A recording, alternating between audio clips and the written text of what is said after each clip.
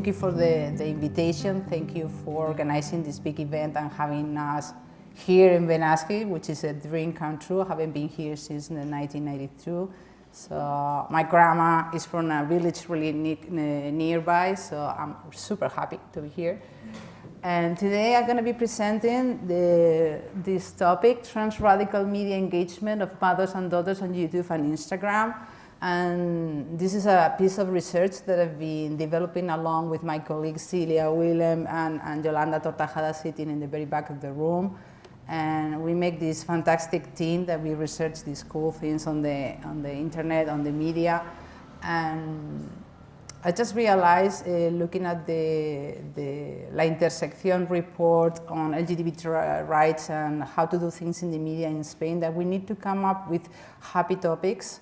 We need to come up with sort of research that presents narratives of things that are happening, along with the violence, along with the discrimination that is taking place, but also present ideas that make the general audience understand trans lives better through narratives that are similar to them, you know, like having a mother and talking to them, and the many difficulties that we have with our mothers ourselves. So, yes or no? Yes. And also I think it's especially relevant that today we are looking at this shifting scenario in which maybe 15 years ago we would be talking differently about trans rights or relationship with the families. And now everywhere we're seeing these changes, you know, the upright of the far right wing, the radical feminists against trans rights, you know, the scientists, so-called scientists against trans rights, you know, an alliance of different actors against our rights. And so I think this conference is super important for many reasons, and one of those is for us to have more tools to combat this shifting scenario towards the right wing. Yeah, so today what I'm going to be presenting, as I say, in behalf of my colleagues and myself, is a piece of research that has to do with something that is more hands-on, you know, like a practical analysis, because previously we have your presentation that gave us like an overview on the many theoretical backgrounds and genealogies that we have, and I really enjoy it, and this is more like a hands-on sort of presentation on a certain type of research. So I'm going to be starting, and I'm going to be reading, following the Anglo-Saxon tradition. So today I want to talk about trans rights, not only as or trans girls precisely, not only as a minority group that is reclaiming inclusion, but rather as a very much needed reflection on the understanding of what it is to be a girl, who girls are, and what kind of experiences are intertwined with their lives. As argued by Khan and their colleagues, the very notion of girlhood is at stake, and there is an urgent need to denaturalize the very concept of girlhood, both in a lived experience as a theoretical concept. And here I was quoting.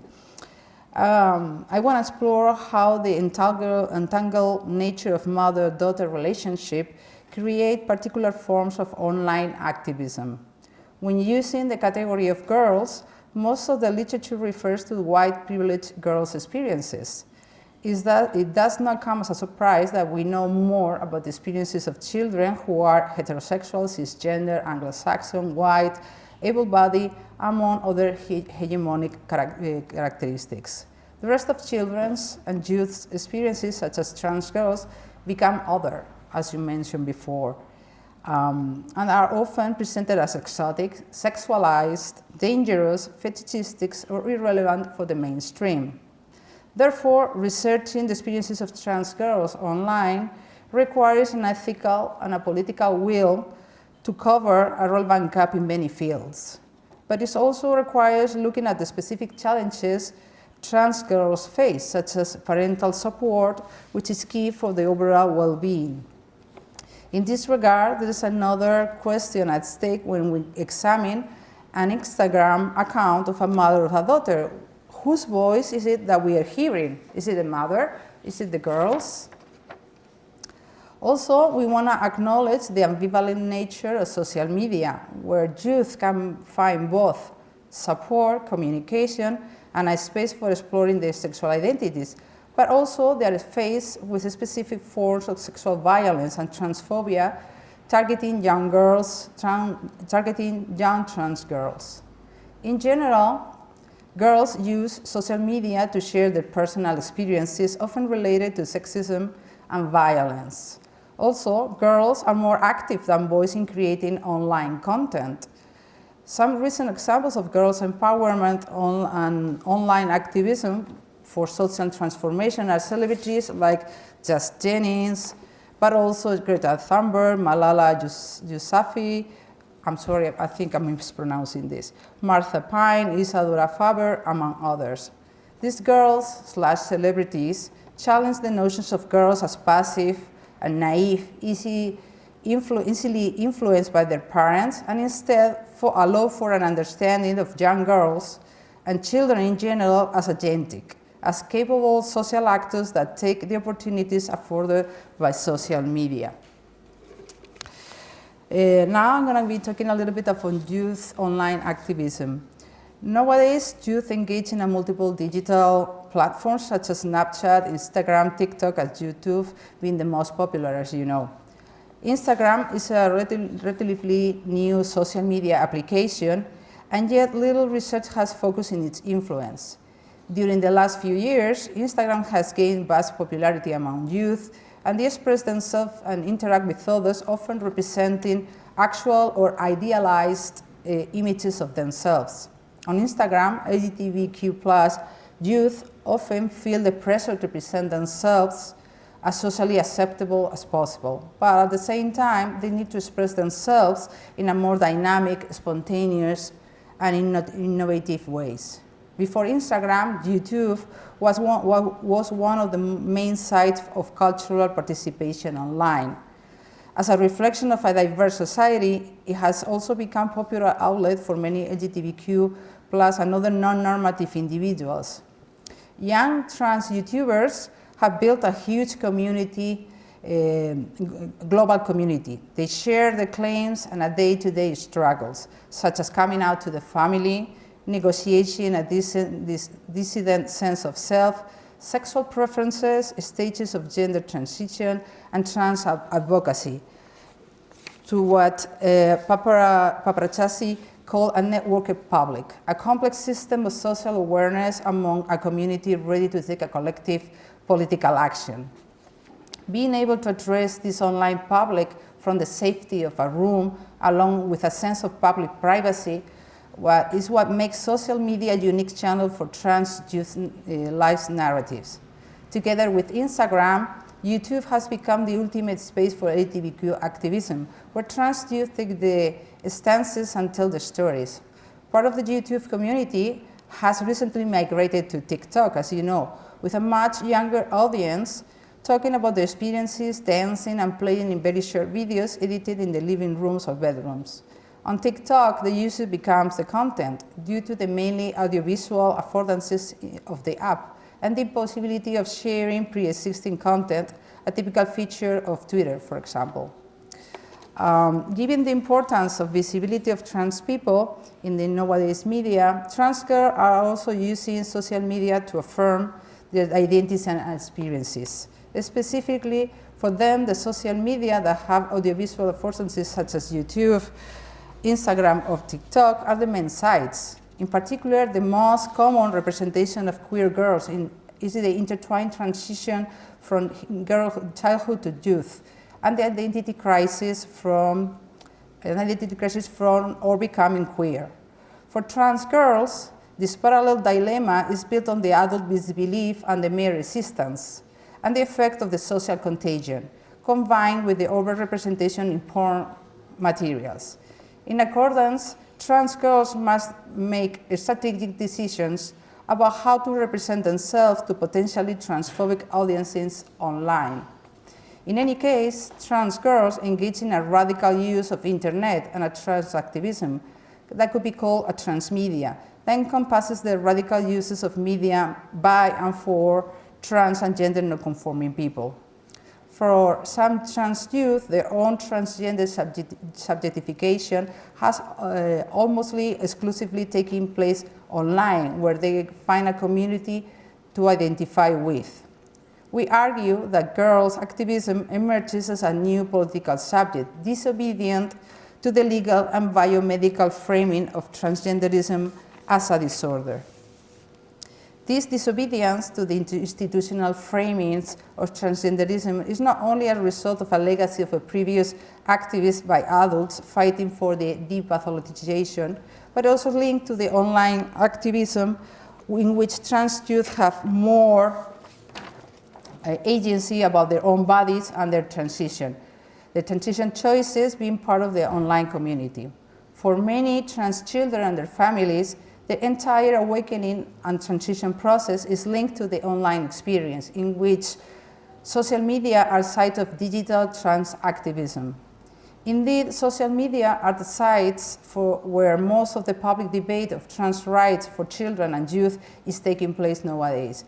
And it lifts the issue of transition out of the medical sphere and puts it at the center of broader cultural debate on the gender identity. Although many of the videos posted by trans youth on YouTube and other social media have to do with the typical bodily changes of the transition process, other young agents focus more on the process of the social transition, acting as important social role models and arguing for the need of a state legislation in Spain that protects them. These alternative videos and Instagram posts can help to focus on issues like daily life and how to deal with the difficulties of at school or family relationships, for example. In fact, some trans YouTubers have already been trying to shift the focus from the transition of the body to what it means to be trans in a broader sense. We see how Spanish trans feminist YouTubers such as Elsa Ruiz Cómica have shifted the focus from the fleshy metamorphosis to become a transmedia body by directing the discussion toward what it means to be transgender rather than highlighting the transformation of the physical body. So today I'm going to be focusing on the experiences of the trans girls on social media, in tune with the development of transgender rights movement led by the parents in the 2010s. And we look at how the current political context in Spain, especially with regard to the extreme rights backlash on LGTB rights claims, shapes this trans girls' activism, and how this links to earlier movements in the US with figures such as Just Jennings, for example. In particular, we are going to be looking at the Instagram channel of Mama de Chloe and the YouTube channel Chloe y Mama, a Spanish transgender advocate family. We chose this case in the first place because it represents a different kind of activism taking place almost exclusively online, but also because it's an assemblage of mother and daughter, entangling relationalities of adult and a very young girl embodiments, clothing, modeling, acting, with public appearances in LGBT events, online activism, photographs, and apps. When we look at the trans celebrities and activism, we find these trans women who have obtained intensively visibility in the mainstream media in the last decades, such as the ones emblematized by celebrities figures such as Janet Mock and Laverne Cox. Thanks to these celebrities, transgender identity has become legible as a recognizable subject of position within popular culture. However, these trans celebrities' narratives often reduce the problems that trans people face worldwide to visibility and acceptance, avoiding the discussion of the conservative political environment and the backlash in LGBT rights or the situation of vulnerable and non-white trans people. Reality TV celebrity Just Jennings was diagnosed with gender dysphoria at the age of 5, making her one of the youngest publicly documented trans children. She made her transition with parental support and has been broadcasted on TV and other social media. Jennings was 14 years old during the first season of I Am Jazz, a reality show featuring her and her family that was aired in 2015. In the series of her family, including her 3 siblings, parents, grandparents, also talk about their experiences. Jennings crafted her personal brand as authentic and as an activist, being the first child advocating for trans visibility in popular culture and trans rights, and often posed as an example of girls' LGBTQ+ activism. Although there has been some critical scholarship arguing that Jenny's activism as a celebrity trope, ignoring the issues of ethnicity and gender and normativity, she has been attributed a pedagogical, a transformative function as a politically aware spokesperson for the transgender community. And in Spain, there hasn't been a public figure equivalent to just Jenny's, but we have some girls, some trans activist girls like Eli Ruiz, Elsa Ramos, Lola Rodriguez, Elizabeth Duval, and Chloe Icat, who have gained visibility online in recent years. Eli Ruiz, who studies at my uni, by the way, has just turned 18, and I think she's in her way to the 19, but started her transition very early, and she's part of the first cohort of transgender children that label themselves as such and become a social movement thanks to the family's activism. Although Eli Ruiz is younger than trans celebrities such as Lola Rodriguez or Elizabeth Duval, they share activist paths and parental support. At the age of 16, Lola Rodriguez, who was born in 1998, was a candidate for the Queen of the Carnival in the Las Palmas de Gran Canaria, and is one of the protagonists of the TV series Veneno. At the time, writer Elizabeth Duval appeared on the TV show El Intermedio at the age of 14, and since then she has written several books and has become a regular on several TV shows. Eli Ruiz has been the protagonist in innumerable news items and TV reports, as well as one of the main characters in the documentary El Sexo Sentido, The Chosen Sex, by Concha Inzara Romea, aired on a public Spanish TV in 2014. This documentary was inspirational for many families who identify with the stories of children appearing on it. The documentary features Eli at the age of 9 walking through the rooms of the Prado Museum, and next to the painting of the Garden of the Earthly Delights by Bosch. The picture is really awful, but it's the one that the Spanish TV has online. I don't know if you can see the painting over there. I have like a more close-up image of the painting so you can have an idea. Inza Romea's choice for this painting is not innocent, since it is an enigmatic and sexualized, and like childhood transgenderism itself, generates curiosity and sensationalism. The airing of El Sexo Sentido coincides with the explosion of family of trans children associations in Spain. The visibility of trans children in all types of media has only grown since, and children have become both consumers and producers of content on social media. Support groups for families of trans children, such as Chrysalis and later Euphoria and Arelas, among others, became agents at the same time, at the same level as support groups of adults or trans people in the negotiation for trans rights. And here I would like to say thank you to Natalia Ventin, who is sitting here in the room, who is representing first Chrysalis and later Euphoria, doing a long-standing work supporting trans children.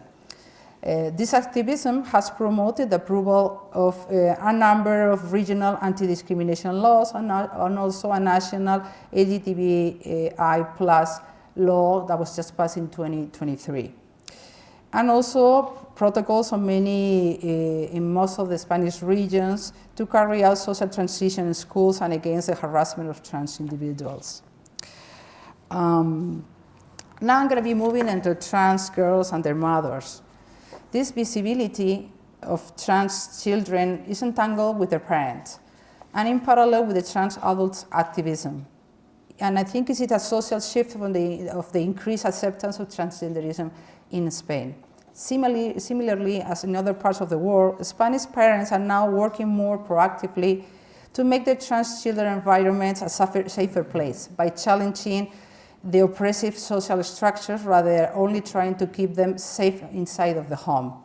But as progressive as the Spanish legislation may be, or perhaps as a backlash against it, there is a lot of resistance against the public support of trans rights from ultra-conservative groups that use the reversal of women's rights, trans childhood, the parental veto against sexual education in school, and the unaccompanied migrant minors as a sign of the ideology.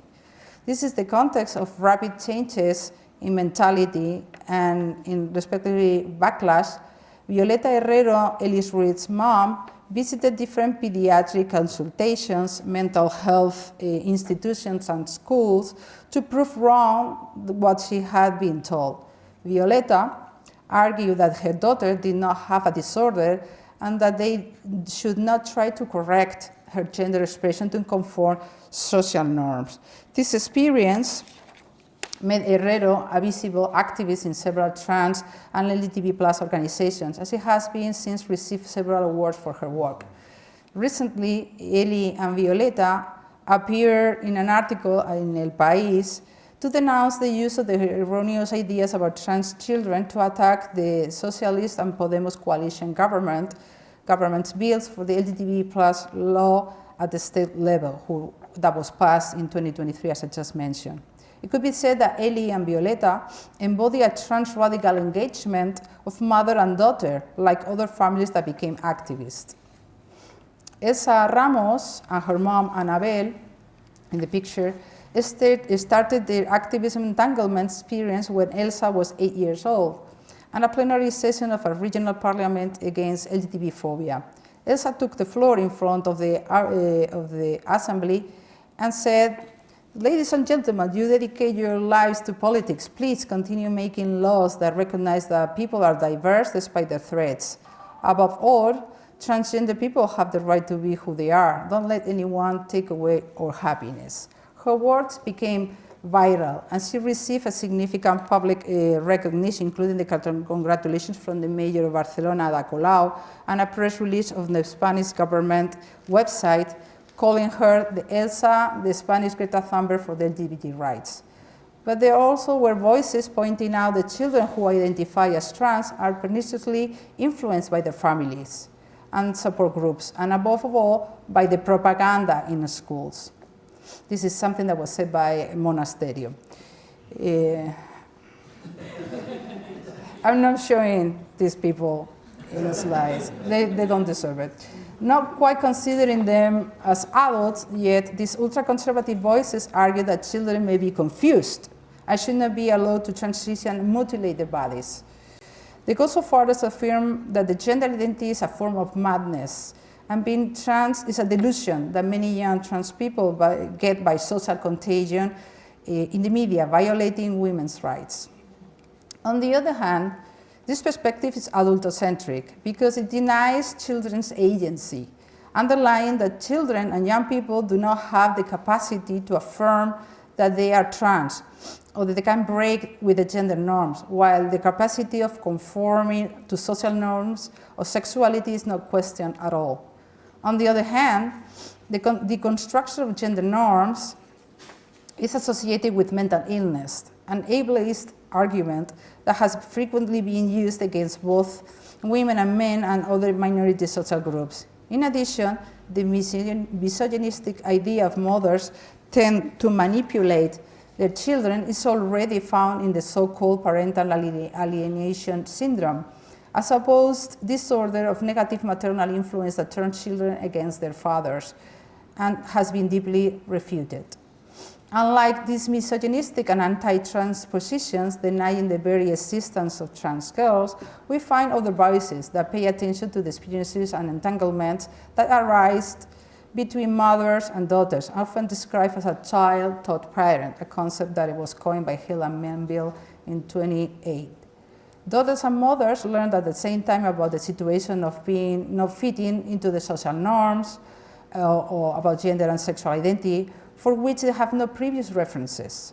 In these relationships, girls have an important leadership role, challenging the social mandate of adult authority, generating a non-authoritarian parenting model that are more based on dialogue and mutual learning.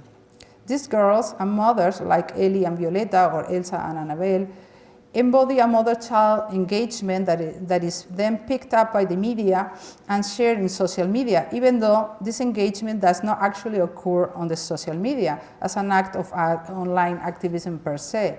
In order to find this kind of mother-daughter activism, specifically mediated by social networks, we have to go to YouTube and Instagram, where we find Chloe Icart and her mother. Here. Chloe Icart and her mother, Carolina Martha, run the YouTube channel Chloe Mama, and the Instagram account Mama de Chloe.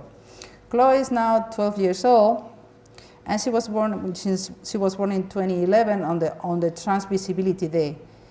Chloe chose this name because it is a very nice name, and I chose it because it's like grass growing or something like that. That's the end of the quote. At the age of 4, Chloe told her parents that she was so unhappy and that she wanted to die. And her parents took her to the therapist to help them understand what was happening. Later, they opened up to the rest of the family, her grandparents being the most reluctant at first to accept Chloe as their granddaughter, but over time becoming more flexible. Chloe described herself as a girl who challenges gender stereotypes, responding to a social and online environment that is questioning her. I'm not going to read the quotes, so I'll leave it there for you.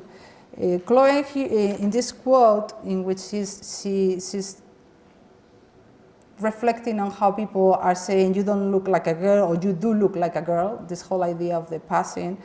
Here she's challenging the social imaginary of what a trans girl of her age should look like, affirming her identity.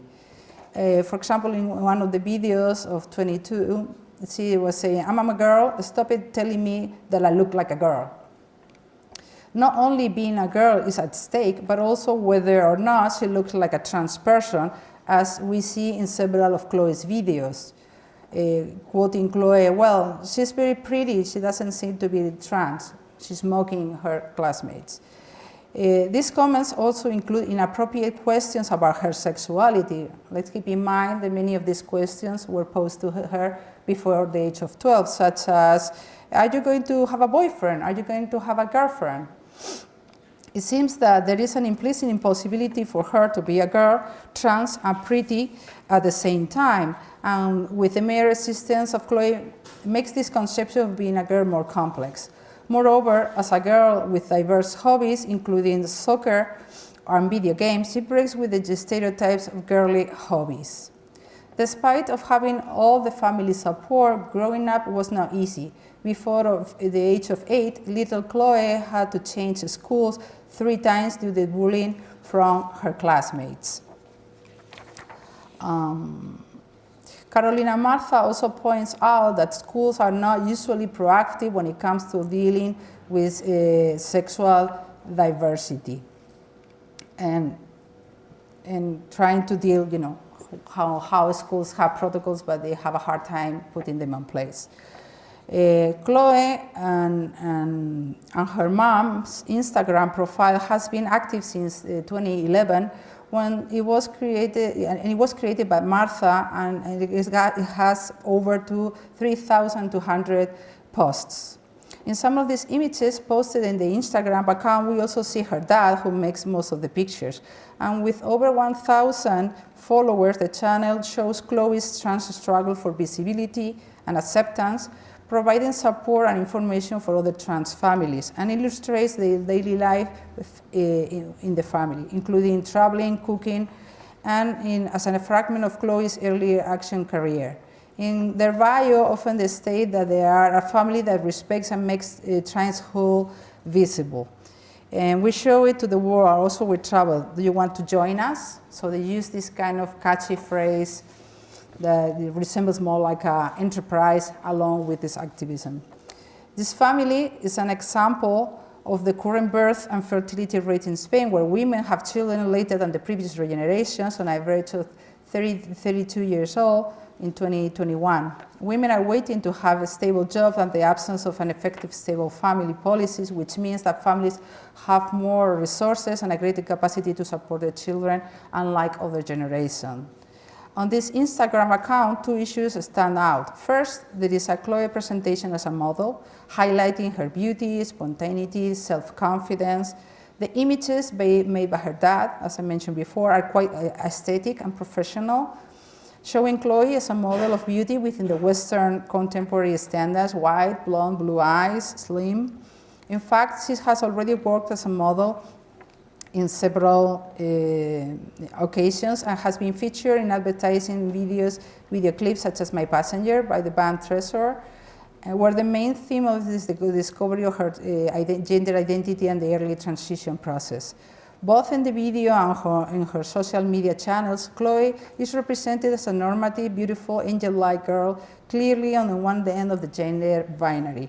This practice on emphasizing the whiteness, femininity, the success of a trans girl as a celebrity trope resonates with the critique of a celebrity culture that is oblivious to the intersectional issues of skin color, class, ability, as pointed out by Lovelock, and confirms the binary rather than challenging it.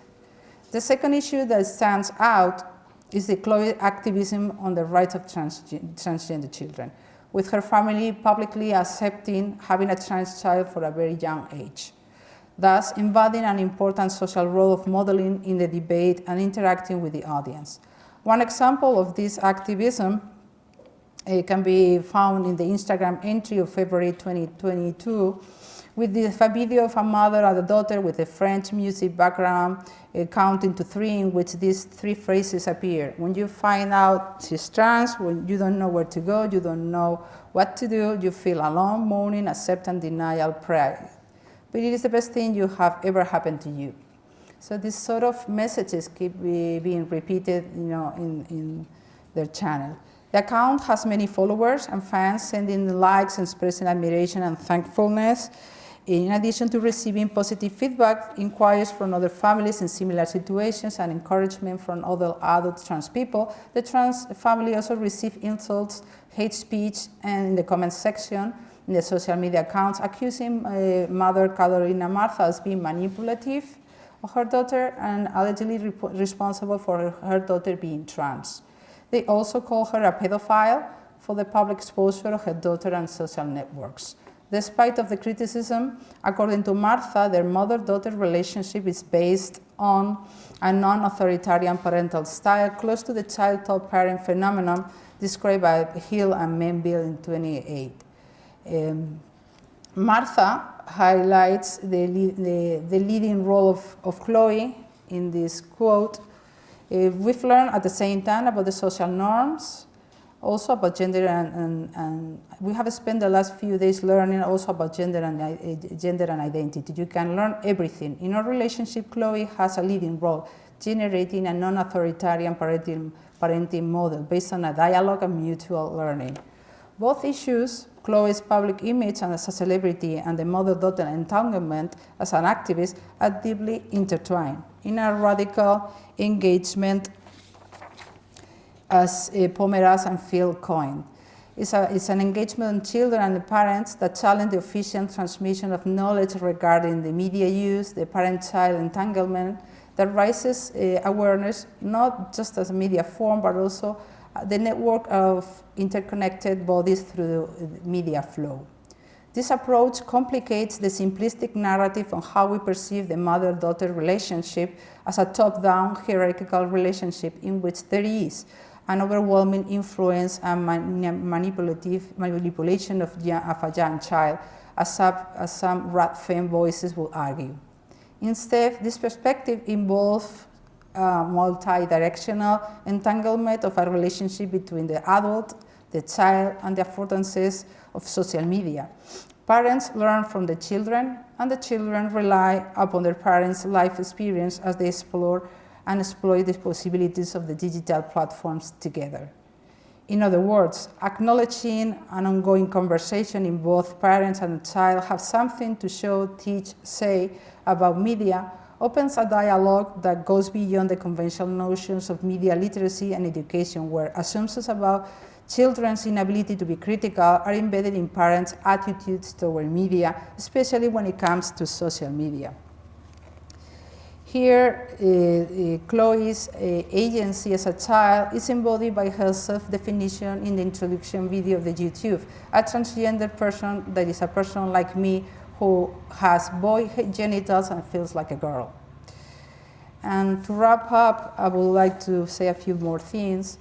Trans youth and children are leading the way for raising awareness about the experiences and their rights. Social media, when combined with practices of direct action and collective organization, will help us to reach what Ehrlich understands as transgender liberation. Having the support of parents and family is essential for youth, especially for young children. In this radical media engagement, where kids can rely on their parents' experience and parents can learn about their children, how to make sense of the new, for the parents mainly, new media. Nevertheless, it is the new generation that will find ways to voice their own claims, to network at publics, and eventually break through the mainstream politics. These young people, as young as 8 or 9 years old, who grew up with smartphones, were already around, are the ones who will translate the right for gender self-determination into various forms of political action, albeit in ways that previous generations could not even imagine. Gender self-determination is just one of the most controversial issues at stake in the recently published LGTB law in Spain. This law aims at the depathologization of transness and securing the right of gender self-determination of trans individuals, including children. It is, at the same time, one of the most progressive and one of the most controversial laws in Europe. One of the arguments of the anti-trans groups criticizing the law is that granting trans people the right to self-determination will entail the erasure of women. Or, as Feijóo said yesterday, the leader of the opposition, that it's easier to change your name than getting your driver license. As we have seen in the case of Chloe and her mom, and many other examples of outed trans youth, this criticism is both adultist and transphobic. At this point, it is difficult to answer the very question that Yolanda, Celia, and myself pose. Whose voice are we actually hearing when we examine an Instagram or a YouTube account that is run both by a mother and a 12-year-old trans daughter? As we have argued, this mother-daughter relationship is crossed by technology and social networks, in which there is a constant dialogue of reciprocal influence, and not only between them, but also with their audiences and the devices' affordances. From our point of view, this girls' activism help us change the adult or the adult-centric perspective, granting credibility to adults and undervaluing the contribution of girls. In this sense, these activist girls demonstrate the agency, their ability to break with the sex assigned at birth, and the expectation of the roles attributed to their lives, and to manage to get the support of the environment to define their own path. And they do so at the political momentum of Spain of visibility and legislation in the communities that support them, while facing ultra-conservative backlash against their rights. Indeed, trans youth in Spain are finding their voice, claiming the right to gender self-determination, and in the words of this year-old girl, trans girl, Alicia Dumal, when she featured in the 2021 news report in the Catalan television, I can only say who I am, a trans girl. Thank you.